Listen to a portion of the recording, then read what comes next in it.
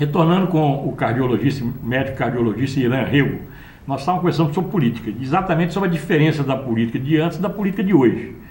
Política de antes que gerou um prefeito tipo Antônio Lafetá Rebelo e que hoje, como você está dizendo, tem muita corrupção, né? Demais. Hoje, infelizmente, inclusive eu, como você mesmo disse, eu fui secretário de motocicleta 3 vezes. Eu fui secretário de Educação na época do Toninho. Também, porque quando eu era secretário de Saúde, e não sei se você lembra, o secretário de Educação era Toninho Abreu. E morreu num desastre. Morreu num acidente de moto. Eu assumi interinamente a Secretaria de Educação. E fiquei nessa interinidade aí 1 ano e 2 meses. Então eu fui secretário de Saúde e de Educação, juntos aí. Depois eu fui, quando a minha administração já era Taíde, secretário de Ação Social dele. Então o que eu percebo é que e fui vereador em 2 mandatos, lá em 82, que eu assumi, eu era suplente, assumi, e agora Por que você desistiu da política? Isso, que eu ia falar isso, eu ia concluir isso. Quando eu percebi e notei as diferenças, porque eu vivi 2 momentos da política de Montes Claros. Eu vivi o momento de 76 a 82 e de 96 a 2000. E eu tinha referência para comparar os homens daquela época e os homens de agora. Eu podia ver o comportamento do político daquela época e o político de agora. E quando eu fiz essa análise, eu não tive dúvida, eu falei, não mexo mais com política. Porque houve uma regressão violenta demais no conceito do político e na própria ética política de cada cidadão que se envolve com o bem público. Então eu falei, não é possível, eu não vou participar de uma situação que eu não posso mudar.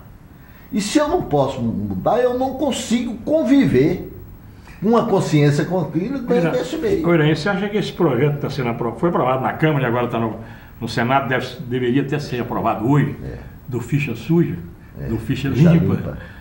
Na verdade é para excluir os fichas sujas, né? Isso aí pode melhorar um pouco a política? Eu acho que sim. Eu acho que foi uma boa ideia. É uma ideia popular, né? É uma ideia popular que nasceu do povo. Exatamente. Então, eu acho que sim. Porque, às vezes, gente, é um ditado antigo, onde a fumaça há fogo. Ah, mas não foi condenado ainda, mas está em vias de ser. Exatamente. Então, eu acho que não devia. Eticamente, se uma pessoa que já teve um processo, e é possível, sim, você percorrer a política mantendo a sua ficha de mãos limpas. Eu fui presidente da Câmara. Quando eu estava saindo, eu pedi uma auditoria em Belo Horizonte para vir fazer tudo dentro da Câmara. Eu guardo a carta do auditor, que foi, aliás, não foi um auditor, vieram 4. E eles fizeram um relatório como eu deixei a presidência da Câmara. Só de elogios. Eu fui diretor da Faculdade de Medicina aqui. Exato. Não sei se você lembra. Lembro. Quando eu estava para deixar a Faculdade de Medicina, eu pedi do MEC um auditor. Ele veio, deixou também uma carta de tudo que ele achou, com elogios também à minha pessoa pela uma administração perfeita, assim, em termos de financeiros. Eu não sabia quanto eu ganhava na Faculdade de Medicina como diretor, nem como professor.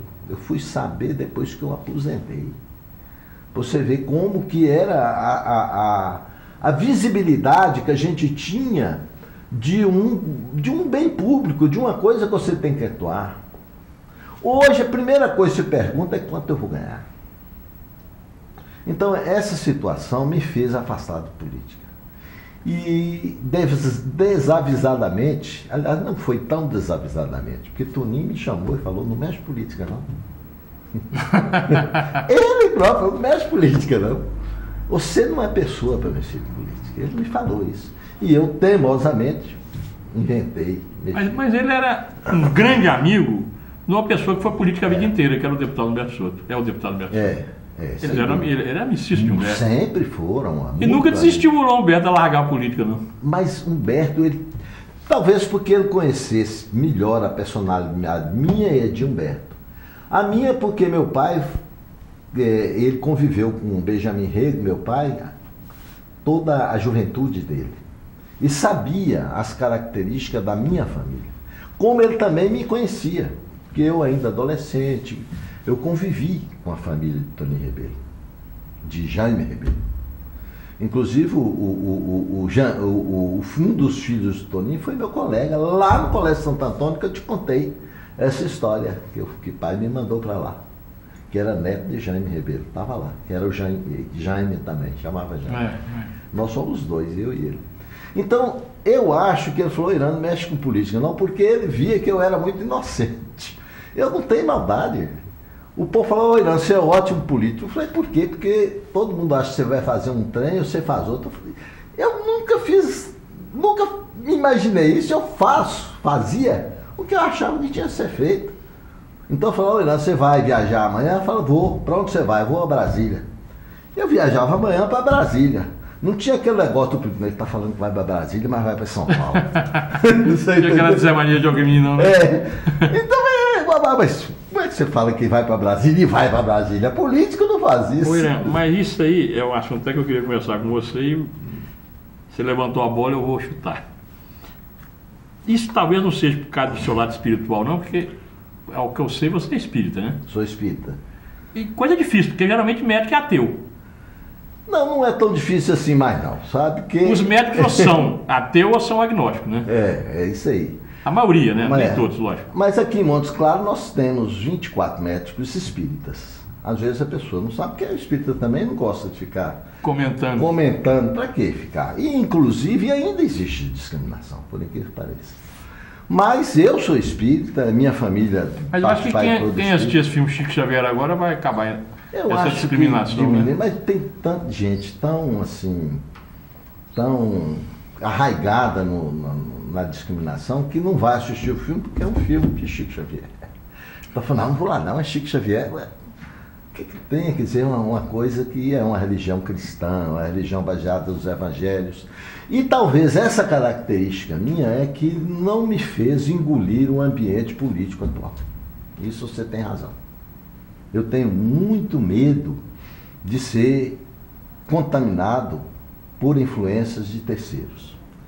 E essa contaminação dentro da política é possível sim. É possível sim.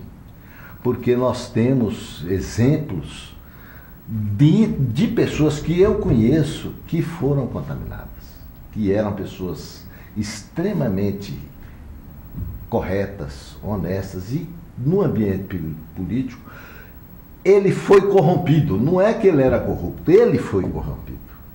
E isso é preciso ter muita firmeza, viu, Jorge, para que você não se deixe contaminar.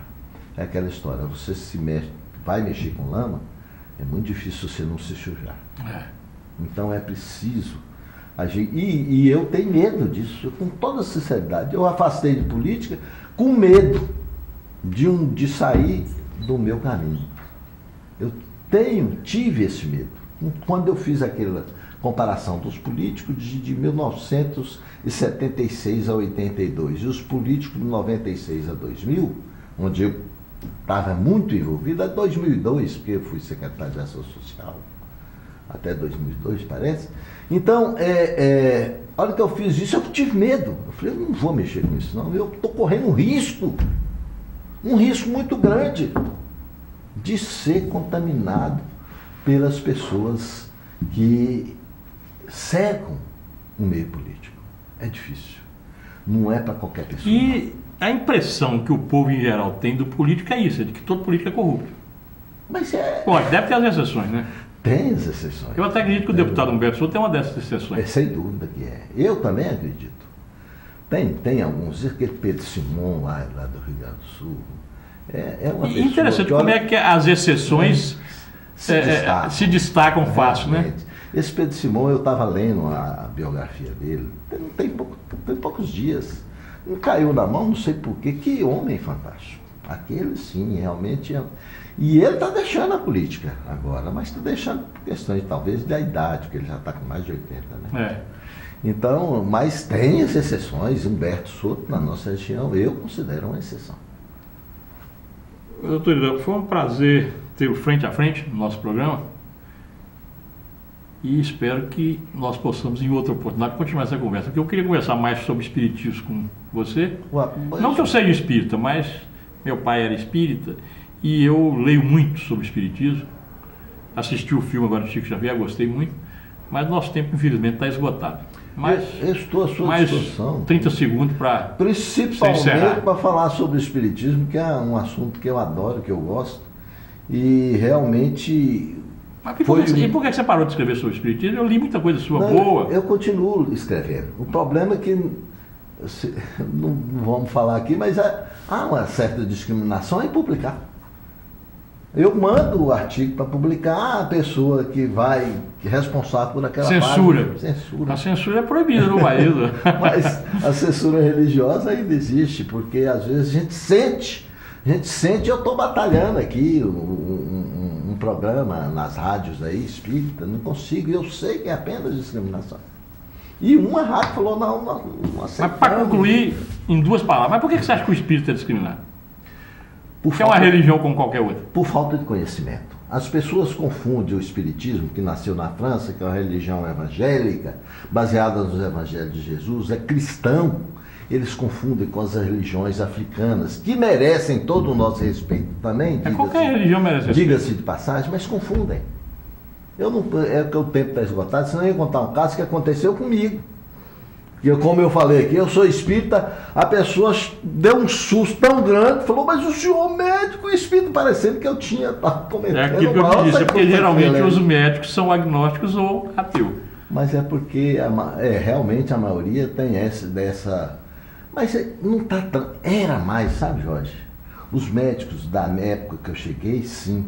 Hoje o médico está procurando algum conhecimento espiritual. Mas eu não vou citar o nome do médico, não interessa, mas um médico certa vez me disse isso, que ele acreditava que o homem quando morre vira batata. Eu conheço um também que fala isso, mas hoje ele nem pode falar mais. Nós estamos encerrando mais um Frente a Frente, que eu espero que vocês tenham gostado, com o médico Irã Rego, a quem eu agradeço a presença aqui no nosso programa. Muito obrigado, Irã. Obrigado a todos vocês.